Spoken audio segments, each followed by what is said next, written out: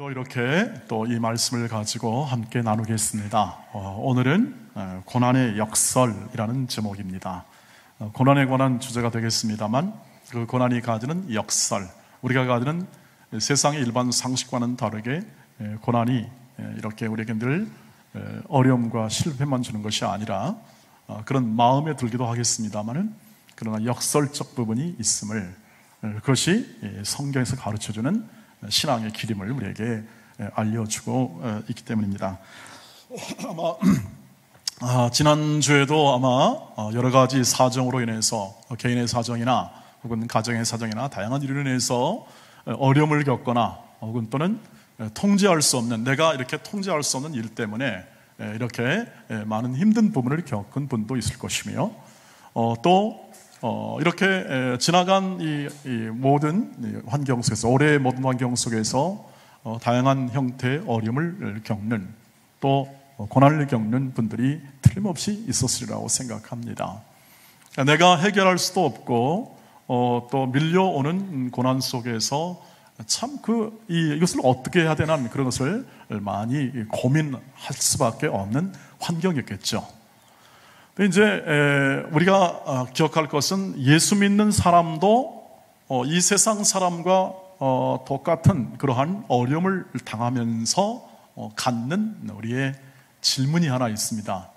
왜 예수 믿어도 그렇게 나아지지 않을까 하는, 예수 믿어도 왜 세상 사람보다 덜 고생하고, 그리고 예수를 내가 믿고 봉사하고 예배하고 헌신하니까 좀 더 나은 삶에 대한 부분이 왜 우리에게 다가오지 않을까 하는 그런 생각을 하게 됩니다. 거기다가 조금 더 많이 가버리면 어떤 생각이 드냐면, 예수 믿으나 안 믿으나 똑같네, 그런 생각까지 갈 수도 있죠. 그러나 이미 우리 오랜 신앙생활을 하며 믿음의 깊은 곳까지 들어가신 분은 이해하겠습니다만, 이 세상 사람들이 말하는 이 실패, 고난으로 말하는 어려움, 실패, 그 다음에 약함, 좌절, 이런 것이 고난의 결과라고, 그것이 고난이 우리에게 미치는 결과라고 하는 것이 일반적이지만, 성경이 말하는 그러한 똑같은 일에도 이것이 달리 해석이 되고 다른 의미가 있다는 사실을 성경은 오늘 잘 보여주고 있습니다. 여러분, 이런 질문을 드립니다. 하나님이 왜 우리에게 고난을 허락하신 걸까? 하나님이 모든 것을 통제하시고 다스리는데 왜 믿는 자녀가 고난의 환경 가운데 처하는 것일까 하는 거죠. 이것이 바울에게도 틀림없이 오늘 이 본문을 이렇게 함께 경험했고 또 썼던 바울에게도 경험되어졌던 것 같습니다. 그리고 답을 오늘 우리에게 하나 제공하고 있습니다. 오늘 8절, 9절 말씀 보면 그가 겪었던 고난 가운데 터득했던 그 고난의 목적이 하나 나와 있는 것을 볼 수가 있습니다. 한번 같이 읽어볼까요? 시작. 형제들아, 우리가 아시아에서 당한 환난을 너희가 모르기를 원하지 아니하노니 힘에 겹도록 심한 고난을 당하여 살 소망까지 끊어지고, 우리는 우리 자신이 사형 선고를 받은 줄 알았으니 이는 우리로 자기를 의지하지 말고 오직 죽은 자를 다시 살리시는 하나님만 의지하게 하심이라. 아멘. 하나님만 의지하게 하신다. 고난의 목적은 하나님만 의지하게 만드시는 하나님의 인도의 결과이다, 이렇게 표현할 수가 있겠습니다. 하나님만 의지하라. 하나님만 의지하여 고난을 견뎌내라, 이렇게 말씀드려도 괜찮을 것 같습니다. 바울이 겪었던 고난과 어려움은 우리의 상상을 초월하는 고난과 어려움이었음을 그의 고백과 간증에서 우리는 성경 곳곳에서 많이 읽습니다. 그는 문제, 해결할 수 있는 고난을 문제라고 여깁니다. 우리는 해결할 수 있으면 문제가 되니까 해결하면 됩니다. 그런데 해결할 수 없는 고난들, 내가 속수무책으로 당할 수밖에 없는 그런 일들이 우리에게는 늘 이렇게 밀려오곤 합니다. 바울에게는 그것이 거의 상시적이었습니다. 왜냐하면 그의 인생을 무너뜨리겠다고 쫓아다니는 스토커가 40명이 넘었습니다. 40명 넘는 사람들이 이제 바울만 무너뜨리면 된다, 바울만 죽이면 된다는 사람이 40명 넘으니 여러분 한 사람만 쫓아내도 얼마나 힘듭니까? 그리고 그는 수많은 지역과 그리고 복음을 전가하면서 만나는 사람, 부탁드리는 사람한테 얼마나 많은 테러를 당했는지 모릅니다. 자, 오늘 본문을 말씀을 보시면 자신이 어떤 위치에 있었냐면 사형 선고를 받을 만큼 어려운 상황 가운데 있었다고 합니다. 여러분, 우리도 가끔 겪는 문제 아니겠습니까? 우리도 어떤 때는 질병으로 인해서 회복되기 어려운 지경까지 가는 것, 이게 사망 선고와 비슷하죠. 그리고 풀리지 않는 문제, 이건 도저히 내 인생을 무너뜨릴 만한 문제 같다. 사업하시는 분들이나 또 모든 환경 속에 있는 우리는 거친 모든 삶의 환경 속에 있는 분들이 고백하는 그 고백처럼 우리는 많은 그런 일들을 당하기도 하죠. 그런데 그것을 겪어놨습니다. 겪어놨고 그 다음에 그의 마음 가운데 얻어지는 그러한 성령의 깨달음, 깨심이 있었습니다. 그것은 뭐냐 하면 결코 이 고난이 자신을 무너뜨리는 것이 아니고, 고난이 우리를 실패를 조장하여 우리의 삶의 질을 떨어뜨리는 것이 아니라, 고난은 하나님만 의지하게 만드는 하나님의 인도하심이다. 이런 결론을 얻게 됐다는 거죠. 우리가 사람을 보거나 환경을 보거나 조건을 보면 늘 우리는 실망하거나 그리고 어려움을 겪습니다. 왜냐하면 인간 모두가 죄인이기 때문에 그렇습니다. 시스템과 아무리 좋은 걸 만들어도 그것을 운영하는 사람이 사람이기 때문에 결국 약함과 부족함과 부조리와 부패도 만들어지고 어려움도 만들어집니다. 그 가운데 우리는 살고 있고 그 가운데 예수를 믿고 있는 거죠. 그래서 그런 것들이 우리에게, 이 세상의 것들이 우리에게 소망을 줄 수 없음을 그 고난을 통해서 알게 합니다. 그리고 하나님만 의지하게 만듭니다. 하나님으로부터만 참된 것과 생명 있음이 우리 마음에 들어오기까지 하는 거죠. 세상에 대한 의지와 모든 관점들을 다 끊어내게 하십니다. 그리고 하나님만 의지하여 그 인생을 하나님만 놓고 살아가는 인생으로 만들어가는 과정이 바로 고난의 과정이다. 이렇게 성경은 얘기를 하고 있습니다. 여러분, 마음에 좀 드십니까? 이야기가 좀 마음에 드십니까? 그것이 우리에게 가르쳐주고 또 고백해주고 증언해주는 하나님의 뜻이고 말씀이라고 하는 거죠. 하나님만 의지하게 만듭니다. 자기를 의지한다. 이렇게 하는 이유는 뭐냐면, 인간이 믿든 안 믿든 사람들의 본성은 뭐냐면 자기를 의지하여 살 수밖에 없습니다. 그런 게 본성이지요. 끝까지 세상의 모든 것들을 통하여 내 인생과 삶의 성공과 행복을 추구하는 것이 인간의 모든 삶의 원천이요 근거가 됩니다.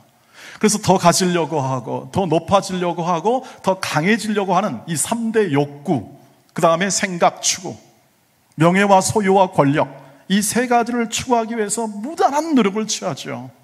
남들 짓밟기도 하고 남들을 무너뜨리기도 하면서 이 세 가지를 이루기 위하여 최선을 다합니다. 그리고 이 세 가지, 권력과 명예와 소유, 이 경제, 모든 걸 다 이룬 사람을 우리는 최고로 성공한 사람으로 그렇게 여기는 세상 가운데 살아가고 있잖아요.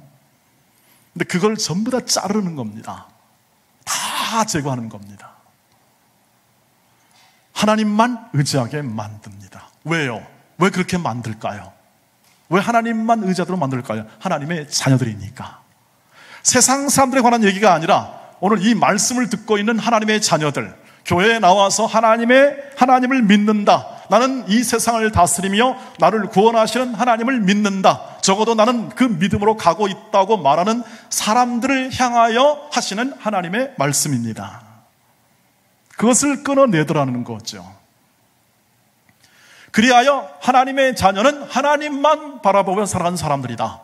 그래도 이 세상을 충분하게, 행복하게, 보람차게, 건강하게 살아낼 수 있다 하는 것을 하나님은 여러분을 통하여 증명하고 싶으신 겁니다. 하나님의 존재와 하나님의 영광과 그 능력을 별로 유명하지도 않고, 그리고 많이 배우지도 않고, 세상처럼 많이 가지지 않아도, 세상으로 살아가지 않아도 하나님으로만 의지하여 살아가는 백성이 참된 삶과 행복과 진리를 누리며 살아갈 수 있다는 사실을 하나님은 보여주고 싶으신 것입니다. 그러기 위하여 우리를 부르셨고 우리를 인도해 가시는데 거기서 사용하는 것이 뭐냐? 고난이라고 하는 거죠. 그것을 면제하지 않고 그것을 피하게 하지 않고 그것을 받으며 그 안에서 하나님만 의지하게. 그래서 세상을 이렇게 의지하거나 세상을 붙잡고 사는 것들 없는 끌어내는 거죠. 고난이 오지 않으면 놓지 않습니다. 고난이 오지 않으면 이것을 놓지를 않아요. 그대로 살고 싶은 소유와 명예와 권력을 향해 가는 삶의 목적을 놓지 않고 끝까지 그걸 쥐고 가겠다고 하는 겁니다. 그러면서 하나님의 복과 은혜를 누리겠다고 같이 이렇게 하는 겁니다. 하나님 그걸 원하지 않으시죠. 그렇게 할 수가 없으니까 원하지 않으십니다. 그 삶의 내용이 아니라는 겁니다. 그렇게 해서는 참된 진리요 생명이신 예수와 함께 진정한 인간됨의 존재, 우리의 존재, 하나님의 나라의 그 하나님의 백성의 존재를 살아갈 수가 없기 때문에 놓으라고 하는 거고 내려놓으라고 하는 것이죠. 여러분, 원숭이를 사냥할 때 이런 방법을 쓴다고 합니다. 이렇게 통을 하나 만들어 놓고 원숭이 손목이 들어갈 만큼 구멍을 합니다. 이 손목이만큼. 거기다가 바나나 같은 원숭이 먹이를 넣습니다. 그 다음에 딱 갖다 놓으면 원숭이가 알아서 냄새 맡고 들어와서 손을 쭉 집어넣어가지고 그 먹이를 딱 잡습니다. 자, 잡으면 어떻게 합니까? 안 빠져나오는 구조입니다. 잡으면 안 빠져나와요. 근데 이것을 잡고 있으면 어떻게 합니까? 사냥꾼이 곧 옵니다. 이 원숭이를 잡을 사냥꾼이 옵니다. 그러니까 놓아야 합니다. 놓습니까? 안 놓습니까? 놓지 않죠. 이게 원숭이의 본성이죠. 그 본성을 이용하여 어떻게 합니까? 그것을 원숭이를 잡아내는 게 사냥꾼의 기술이죠. 사단이 노리는 것도 그겁니다. 더 가져라. 더 높아져라. 줍니다. 그걸 줍니다. 그러니까 주의 축복으로 인하여 받는 부분도 있지만 사단이 그럴 수도 있다고 하는 거죠. 그 정도 능력은 있는 것 같습니다. 줄 수 있는 능력 말이죠. 그래서 그것을 쥐게 합니다. 사단은 계속 쥐게 하는 거죠. 그런데 하나님께서는 어떻게 합니까? 그래서는 안 되겠다는 겁니다. 고난과 어려운 환경을 통하여 우리는 이해는 잘 안 되지만, 왜 왔는지 이해는 안 되지만 그것을 통하여 우리가 갖는 이 세상과 그리고 이 모든 조건과 내가 내 힘으로 내 인생을 일구고자 하는 모든 것을 완전히 깨트릴 동안은 그 고난을 허락하신다는 결론적 의미가 우리에게 나오게 되는 거죠. 하나님만 의지하는 겁니다. 근데 그 하나님이 죽은 자를 어떻게 했다고요? 살렸다. 죽은 자도 살립니다. 그럼 죽은 자도 살리시는 하나님이시기에 우리가 하나님 말씀에 순종하고 하나님만 의지하다가 죽는 자리에까지 가도 어떻게 할까요? 세워내실 겁니다. 그 하나님이 우리를 오늘 이끄시고, 그 하나님이 오늘 우리의 삶의 현장, 삶의 모든 고난의 삶 가운데 임재하셔서 우리를 이끌고 있다는 사실을 우리가 기억을 해야 합니다. 우리의 궁극적 하나님의 자녀의 온전한 모습은 내 뜻대로 살지 않고 하나님 뜻대로 살아가는 하나님의 자녀의 모습을 하나님께서 그림을 그리시고 세워 나가십니다. 주님께서 마지막 기도를 할 때 그 기도를 했죠. 그 기도를 한번 보시기를 바랍니다. 마태복음 26장 39절에 봅니다. 시작. 조금 나아가서 얼굴을 땅에 대시고 엎드려 기도하여 이르시되 내 아버지여, 만일 할 만한 하시거든 이 잔을 내게서 지나가게 하옵소서. 그러나 나의 원대로 마시옵고 아버지의 원대로 하옵소서. 내 뜻이 아니라 하나님 뜻대로 살아가는 그 삶의 고백, 예수의 고백이죠. 그것이 마지막 순간에 나온 고백이었고, 그것이 바로 가장 말씀에 순종하여 살아가는 하나님의 자녀의 모습으로 우리가 확인할 수가 있습니다. 그래서 고난은 하나님 뜻대로, 하나님 말씀대로, 하나님의 목적대로 하나님만 의지하여 살아가도록 제거하거나 혹은 또는 우리의 모든 것을 내려놓게 하시는 하나님의 축복의 통로요 과정이다, 이렇게 얘기할 수가 있겠습니다. 그것을 겪는 사람들, 그것을 맞닥뜨리는 사람은 고난이 주는 아픔을 경험합니다. 그러나 그 아픔과 그 모든 상처가 우리를 실패케 하고 무너지게 하는 그 고통과 아픔이 아니라 하나님의 통제, 하나님의 인도하심에 있고 하나님의 역사하심 안에 있는 상처와 고통은 우리를 그것을 통하여 각성케 하고 아픔을 통하여 아야 하면서 각성하게 하고 내가 하나님의 뜻을 더 순종하지 못했나 하는 그러한 깨달음과 그리고 회개와 우리의 마음을 새롭게 하시는 하나님의 인도하심에 있다고 하는 사실을 기억하는 거죠. 여러분, 이럴 때 대단한 가치관의 변화가 일어납니다. 가치의 변화가 일어나죠. 그것을 이해하게 될 때 대단한 가치, 내가 내 뜻대로가 아니라 이 세상으로 사는 것이 아니라 하나님으로부터 오는 것에 대한 삶의 기초를 놓을 때 대단한 가치관의 변화가 일어날 수밖에 없는 것입니다. 내려놓을 수 있습니다. 포기할 수 있습니다. 네, 여러분, 사실은 내려놓으라, 포기해라 이런 말을 제가 드리지 않더라도 여러분은 할 수 없어 포기해야 되고 내려놓아야 합니다. 그게 예수 믿는 사람의 운명이죠. 아니, 안 믿는 사람도 다 우리가 인생을 마감할 때는 어떻게 뭘 가지고 가실 수가 없습니다. 하나도 가지고 갈 수가 없습니다. 사실은 그래서 기독교 신앙에 있어서 성화가 끝나고 가장 거룩함에 이르게 때는 언제냐? 죽음인데, 그때는 아무것도 우리가 취하거나 갖거나 욕망을 할 수가 없고 우리의 모든 삶의 마지막에는 다 포기하고 놓습니다. 그래서 여러분, 이런 고백을 하게 될 겁니다. 하나님, 저를 잘 붙잡고 데려가 주시옵소서. 우리 모두가 갖는 운명입니다. 그것이 우리의 끝자락에 고백되는 것이 이 성화의 끝자락인데, 가장 거룩하게 되는 끝자락인데, 우리의 삶 속에서 오늘 살아가는 이 삶 속에서 그 고백의 삶, 그리고 하나님으로만 목적하고 하나님만 섬기는 삶의 내용, 이것이 우리의 마음과 심령 속에 가득하여 이 삶을 추구하게 될 때 우리는 미래에 임하는 하나님의 그 복과 은혜의 삶에 대한 부분들을 오늘 이 현실의 삶 가운데서 끌어다 쓸 수 있고 그것을 살아갈 수 있는 추진력과 담대함과 지혜를 얻게 된다고 하는 사실입니다. 저와 여러분이 갖는 이 모든 고난과 어려움 속에서도 하나님으로만 의지하여 삶을 살아가는 그 삶의 내용이 여러분 가운데 깨달아지고 터득되어지고 이해되어지고 확신되어지길 주의 이름으로 축복합니다. 그것이 우리의 삶의 감사가 될 줄 믿습니다. 더하여 이렇게 하나님만 의지하고 하나님을 따라 사는 인생의 삶 가운데 이렇게 더 그 고난에 대한 이해가 더 깊어질 때 우리는 더 하나님의 그 뜻이 더 분명히 드러나는데, 그것은 뭐냐면 두 번째로 그 고난과 하나님만 의지하는 인생을 통하여 우리의 성품이 더 온전해집니다. 고난을 통하여 우리의 성품이 더 온전해지더라는 거죠. 여러분, 고난이 오면은 우리는 대개는 아까 말씀드렸듯이 문제는 해결하면 되지만 해결할 수 없는 모든 외부적 환경의 고난과 밀어닥치는 모든 환난과 힘든 부분들은 딱 하나 방법밖에 없습니다. 견뎌야 합니다. 견딘다, 인내한다는 뜻입니다. 인내하는 방법밖에 없습니다. 거기다 대고 불평하거나 항의하거나 해봤자 소용이 없습니다. 내가 할 수 없는 건데요.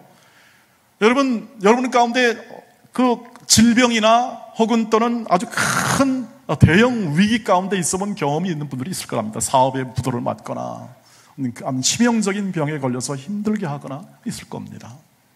그것은 내가 통제할 수 없습니다. 다 의사한테 맡기든지 아니면 자비로움에 맡기든지 국가에 맡기든지 다 맡길 수밖에 없는 환경이고 우리가 할 수 있는 것은 견디는 길밖에 없습니다. 그런데 예수를 믿어도 그런 일을 맞이할 수 있다고 하는 것은 무슨 뜻이냐면 그런 환경과 조건과 여론 가운데서 우리의 인격, 인내하는 인격을 온전하게 만드신 하나님의 뜻이 있습니다. 하나님의 뜻이 있습니다. 하나님의 목적이 뭐냐면 온전한 자녀 만드는 겁니다. 성숙한 어른 같은 자녀 만드는 겁니다. 그것을 일컬어 영광의 자녀에 합당한 자리로 세운다는 뜻이죠. 이 성경적 용어로. 우리를 어른답게, 신앙인으로서 어른답고, 신앙인으로서 풍성한 인생을 살아가고, 그리고 하나님의 자녀답다 하는 것이 뭐냐면 그 인격의 온전성을 말하는 겁니다. 누구 닮은? 예수 그리스도를 닮은, 하나님 닮은, 고난을 통하여 하나님 닮은 인격을 만들어냅니다. 진정한 성경에서 말하는 인격을 만들어내죠. 그것이 고난의 과정 속에 만들어진다고 하는 것이죠. 바울은 이렇게 그 사실을 고백합니다. 로마서 5장 3절에서 이렇게 얘기합니다. 같이 읽습니다. 시작. 다만 이뿐 아니라 우리가 환난 중에도 즐거워하나니 이는 환난은 인내를, 인내는 연단을, 연단은 소망을 이루는 줄 알미로다. 아멘. 환난은 인내, 환난은 고난의 하나의 과정이라고 할 수 있겠습니다. 그것은 인내를 낳습니다. 왜? 견뎌야 되니까. 오래 참아야 됩니다. 인내는 뭘 낳습니까? 연단을 낳습니다. 연단은 영어로 캐릭터라 합니다. 캐릭터. 어떤 인격적 특성을 말하죠. 환난은 인내, 인내는 연단을 낳고, 연단은 뭘 이룹니까? 우리가 가진 구원의 소망을 이룹니다. 우리의 온유함, 우리의 겸손함, 나는 아무것도 아니다. 여러분 고난을 당해보면 그때부터 뭐죠? 나는 별거 없는 인생이구나 하는 걸 느낍니다. 내 한 몸은 별거 없구나. 내가 이루는 일도 별거 아니구나. 내가 살아왔던 것도 별거 아니구나 하는 것을 알게 됩니다. 오직 하나님의 그 이루심과 하나님의 뜻만이 위대하고 그 영광스러워라는 것을 알게 됩니다. 그리고 우리를 구원하신 그 구원을 이룬다 하는 그 소망을 무엇을 통해서? 이 환난, 인내, 연단, 그것을 통하여 우리의 구원을 이룬다 합니다. 이것은 여기까지 갈 때까지 얼마나 많은 고난을 당했을까요? 여기에 가고 싶으시죠? 그리고 그렇게 살고 싶을 겁니다. 그러나 이 과정 속에 이 고난이 있음을, 그 인격의 온전성 속에 고난이 있음을, 여러분 다른 길로 가시고 싶은 마음이 계십니까? 고난을 피하고 다른 길로 온전한 인격을 이루고 싶겠다는 그런 마음이 있으시다면 오늘 아침에 포기하시길 바랍니다. 그건 내려놓으시길 바랍니다. 하나님의 방법이 그렇습니다. 제자를 제자로 양육하고 사람을 사람되게, 하나님의 자녀를 사랑하게 만드는 방법이 뭐냐면 바로 고난의 과정이라고 하는 겁니다. 어려움의 과정입니다. 힘듭니다. 정말 내려놓고 싶다 할 만큼 그런 일들이 벌어질 수밖에 없는 환경이라고 하는 것입니다. 여러분, 그래서 그 고난에 주어지는 과정이 내 인내를 만들어내고, 그 인내가 내 온전한 성품을, 다시 말하면 그리스도 닮은 성품을 만들어낸다는 그 과정 속에서 결국 그 고난이 작용을 하게 됩니다. 힘듦이 작용을 하게 돼요. 내 의식과 생각과 마음에 큰 힘을 주고 통찰을 주고 담대하게 합니다. 그래서 바울이 이렇게 말하죠. 내게 사는 것이 그리스도니 죽는 것도 유익함이라. 여기까지 가는 겁니다. 사는 것도 하나님의 영광, 죽는 것도, 이 죽음의 상황 가운데서 내가 하나님께 모든 것을 맡길 수 있는 것도 영광. 그러니까 아무리 힘들어도, 아무리 어려운 환경 속에서라도 내가 주님을 의지할 수 있는 게 최고의 하나님께 영광입니다. 이 세상 다 갖다 주어도 오직 하나님밖에 없다는 뜻이고, 그 어떤 어려움과 태풍이 몰아쳐도 하나님 앞에 서 있으면 된다 하는 것이 바로 그 마음의 고백이 될 줄 믿습니다. 우리가 자녀들을 많이 키우셨잖아요. 여기 계신 분은 많은 자녀들을 키우셨고 지금도 자녀들을 키웁니다. 사춘기 아이들을 키우는 부모들이 많이 있습니다. 우리 교회에. 사춘기 아이들이 이렇게 이제 굉장히 돌발적이고 도저히 얘들을 감당할 수가 없습니다. 부모들이 얘를 감당이 안 됩니다. 그래서 부모들이 한결같은 기도 제목은 뭐냐면, 주여 사춘기 무사히 지나게 하옵소서. 여러분, 대개는 무사히 지나갈 겁니다. 왜 사춘기를 갖게 하냐? 부모를 성장시키기 위해서입니다. 왜? 아이들의 사춘기 때문에 부모가 고난을 많이 받습니다. 이해가 안 돼. 이해가 안 되는 아이들의 행동이죠. 왜냐하면 너무나 자기 중심의 아이들이기 때문에. 자기 중심과 자기 생각과 자기 의가 가득 찬, 왜냐하면 자기 의식이 깨우쳐지고 생각해지고 형성되는 시기라 이 부모들이 감당이 안 됩니다. 그런데 그것을 견디는 부모가 진짜 어른이 되어버립니다. 그걸 견뎌 어른이 되는 거죠. 가족 간에도 여러분 많은 어려움이 있죠. 가족 간에도 많은 어려움이 있습니다. 다양한 관계, 가장 어려운 게 이 관계의 어려움이고 관계의 고난입니다. 이유 없이 막 이렇게 핍박하거나 혹은 또 오해해가지고 막 비난하거나, 여러분 가족 관계에서 그것을 많이 경험하지 않습니까? 그럴 때 어떻게 합니까? 맞닥뜨리지 않고 믿음의 사람들은 견딥니다. 참아줍니다. 들어줍니다. 그리고 어떻게 합니까? 하나님이 건지실 때를 기약합니다. 그게 인내입니다. 하나님이 건진다. 하나님이 이루신다. 나는 견딘다. 고통하죠. 아프죠. 그러면서 인내가 성숙하고 그 안에서 하나님이 일하십니다. 오늘 그 말씀을 이렇게 말합니다. 하나님이 건지신다는 말씀을 10절에서 말합니다. 보시죠. 시작. 그가 이같이 큰 사망에서 우리를 건지셨고 또 건지실 것이며 이후에도 건지시기를 그에게 바라노라. 아멘. 하나님만 의지하게 될 때 어떤 소망이 나오냐면 하나님이 건질 거야. 하나님이 이루실 거다. 그 안에 내가 있다. 내 삶은 하나님의 손과 하나님의 사랑 안에 있기 때문에 내 인생에 시련은 있으나 실패는 없을 거라는 그런 소망, 그 소망을 약속의 형태로 받아가지고 그 약속을 믿고 견디어 나가야 될 때 하나님이 이루실 줄 믿습니다. 생각해보면 여러분 여기 계신 믿음이 훌륭하신 분들의 그 모든 삶의 과정을 한번 추적해 보세요. 그 삶의 과정을 보시면 견뎌내는 것밖에 없습니다. 여러분 자리 잘 지키시기를 바랍니다. 수십 년간 지켜왔던 자리 잘 지키십시오. 여러분을 향한 하나님의 인내의 온전성, 여러분의 성품의 온전성을 그것을 통하여 하나님이 길러내십니다. 여러분을 힘들게 하는 분들이 있죠. 여러분은 각 직장이나 가정이나 환경에서 힘들게 하는 분들이 있습니다. 그분들이 여러분들을 성숙해 하는 하나님의 과정으로 쓰시는 분들입니다. 하나님께서 건지실 겁니다. 그것이 우리의 소망입니다. 왜냐하면 하나님은 그렇게 능력을 가지고 계시고 우리를 그렇게 인도하시겠다고 오늘 이렇게 보여주고 있지 않습니까? 하나님께서 주시는 그 크신 이 큰 그림 안에서, 인도하심 안에서 우리에게 다가오는 모든 환경과 여건 속에, 사랑과의 관계 속에서 혹은 질병과의 관계에서 일어나는 이 고통 속에서 하나님은 인내를 길러 그리스도인다운 성품과 인품을 길러내십니다. 하나님의 목적은 거기 있습니다. 우리로 하여금 이 세상으로 인한 이 모든 그림의 성공을 그리는 것이 아니라 하나님의 자녀를 아버지 하나님의 성품과 인격에 걸맞는 신의 성품에 참여한 자로 우리를 세워내시는 것입니다. 이게 목표입니다. 이게 하나님의 목적입니다. 우리를 이렇게 여기 다 모이게 하사 어린아이부터 약 100세 이르는 이 100년 시대에 이 100세 이르 한 세기를 살아가는 모든 공동체를 불러 서로 배우고 서로 협력하고 서로 인내해 주면서 우리를 성숙시켜 나가는 것입니다. 우리가 해줄 것은 많지 않습니다. 하나님께 은혜 갚을 것도 없습니다. 우리가 갚아봤자 뭘 얼마나 갚겠습니까? 우리가 하는 일은 사실상 하나님 앞에 늘 부담스러운 존재입니다. 그걸 하는 일과 하는 말과 우리가 내뱉는 모든 환경 그것입니다. 하나님 앞에서 그렇다는 것입니다. 그래서 하나님의 인도하심과 하나님의 이끄심을 순종하며 살아가는 자에게 세상을 향한 원망의 말을 할 필요가 없습니다. 더군다나 사람에 대하여 원망할 일은 더더욱 없습니다. 뭘 기대합니까? 기대할 일이 없습니다.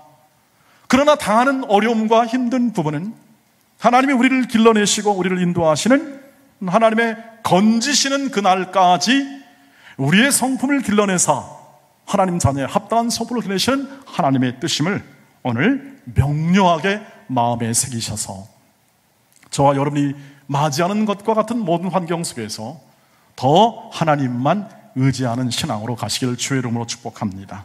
그뿐이 아닙니다. 이 고난의 역설은 우리를 신앙을 온전케 한 성공뿐 아니라 우리를 다른 사람을 위로할 수 있는 위로자로 세우게 만드십니다. 고난을 통하여 위로하게 만드십니다. 오늘도 하나님은 어떤 하나님이냐? 자비와 위로의 하나님으로 바울은 고백하고 있습니다. 왜 그럴까요? 하나님의 위로 참 많이 받았습니다. 바울이 하나님의 위로를 받습니다. 하나님으로만 믿으니까 하나님만 받을 수밖에 없습니다. 바울의 모든 환경은 적대적입니다. 심지어는 어떻게 합니까? 모든 믿는 자 가운데 적대적인 환경 가운데 있고, 안 믿는 사람은 더 말할 것도 없고, 그런 환경 가운데 있을 때 그는 하나님의 위로를 받습니다. 그리고 깨달은 바가 있었습니다. 그 고난은 그와 같은 고난을 당한 다른 사람을 위로할 수 있는 위로에 참여시킨다는 겁니다. 그래서 오늘 말씀을 한번 보시면, 오늘 말씀에 너희는 위로자가 된다는 것입니다. 오늘 말씀 보시면 7절을 한번 보십시오. 시작. 너희를 위한 우리의 소망이 견고함은 너희가 고난에 참여하는 자가 된 것 같이 위로에도 그러할 줄을 알미라. 아멘. 고난에 참여한 자는 위로에 참여한다. 여러분, 억울한 일을 당해본 사람은 억울함의 그 마음의 심정을 이해하시죠? 저는 아이를 좀 늦게 낳았습니다. 한 3, 4년간은 굉장한 고통 가운데 있었습니다. 근데 제 진로, 제가 어떻게 살아가야 할 방향을 결정에 영향을 미칠 만큼 그 문제가 저에게는 큰 문제였습니다. 그 아픔, 또 이 심리적으로 겪는 고통이 제 가운데 있지요. 그러나 그것을 통하여 그 사람들을, 그렇게 겪는 사람들을 위로할 수 있고, 그 마음에 동참할 수 있습니다. 여러분, 다른 사람을 위로할 수 있다는 것은 뭐냐면 그 사람이 하나님의 뜻을 따라 성숙하다는 뜻입니다. 위로한다는 것은 성숙하다는 뜻입니다. 하나님의 자녀의 모습이기도 하고, 위로의 하나님의 모습을 보여주는 자로 하나님이 세우시는 과정이기도 합니다. 여러분, 고난을 받거든 하나님께서 나를 위로자로 세우시는구나 하는 과정, 그 아픔의 과정이지만 다른 사람을 위로할 수 있고, 여러분, 사업의 위기를 맞아본 사람은 그 사업하는 사람의 심정을 알 수 있겠고, 질병 가운데 위기를 본 분은 그 질병 가운데 위기를 당한 사람들의 마음을 알고 위로할 수 있습니다. 저와 여러분이 여기 모인 것은 다 위로하자고 모인 겁니다, 사실은. 왜냐하면 위로를 받지 않고는 감정적으로 설 수가 없는 게 우리 인간의 연약함입니다. 저희 사람들의 연약함이죠. 그러니까 성경을 보시면 모든 것들이 언제나 상대편의 타인에 대하여 사랑하라고 하지, 그 외에 부정적인, 이 세상에 나타난 부정적인 것은 전부 다 금하고 있습니다. 왜 그럴까요? 하나님의 자녀의 성품에 걸맞는 삶의 모습은, 특별히 교회 공동체 안에서는 더더욱 막 그렇습니다. 하나님 앞에 살 때는, 세상과 비교하여 세상 사람끼리 살 때는 그럴 수 있겠으나 하나님 앞에 살 때는 그런 것은 전혀 필요가 없다는 겁니다. 누가 다스립니까? 하나님이 건지시고, 하나님이 위로하시고, 하나님이 친히 함께 하시니까 너희 입으로, 너희의 생각으로, 너희의 말로 그러하지 말라. 오히려 위로하라, 관용하라, 용서하라, 세워라, 격려하라, 도와주라, 나누라. 이 모든 게 다 행동들이 전부 다 하나님 앞에서 그리스도인이 갖는 모든 태도입니다.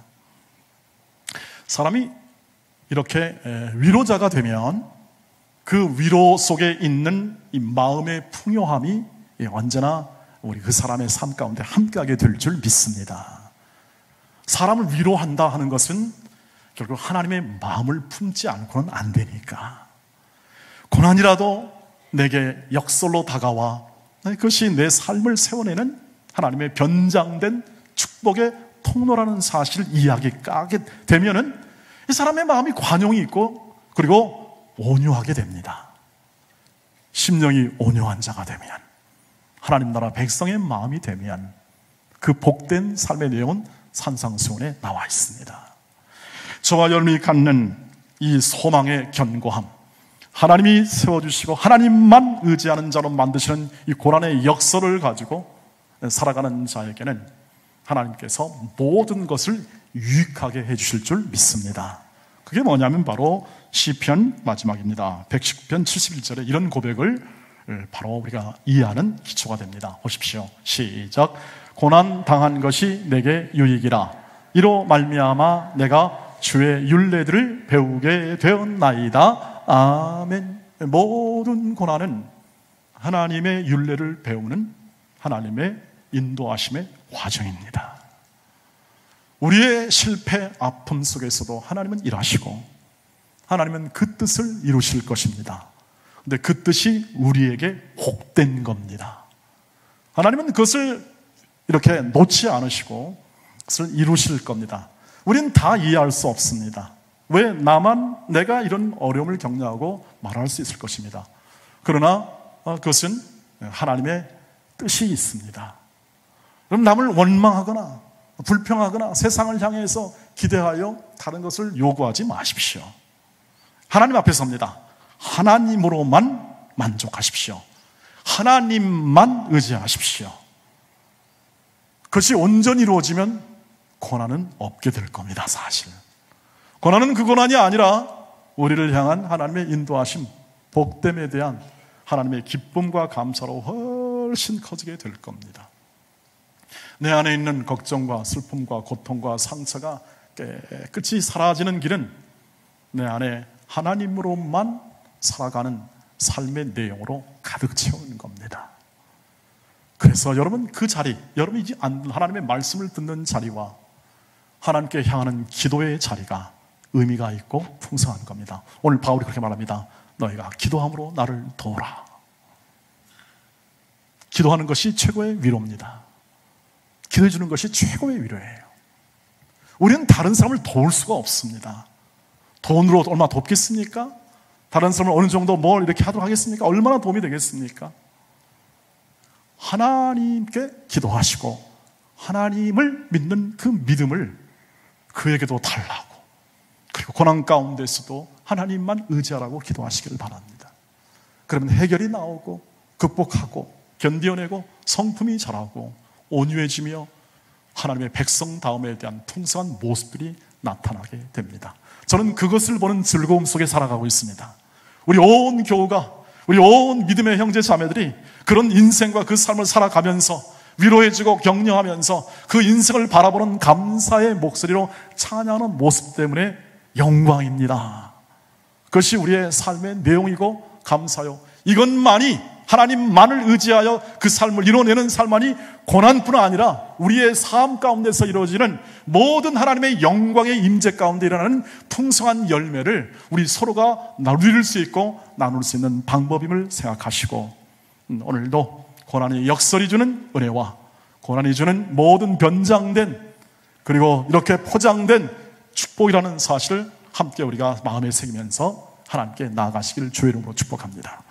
우리 함께 찬양합니다. 왜 나만 겪는 고난이냐고 함께 찬양하겠습니다.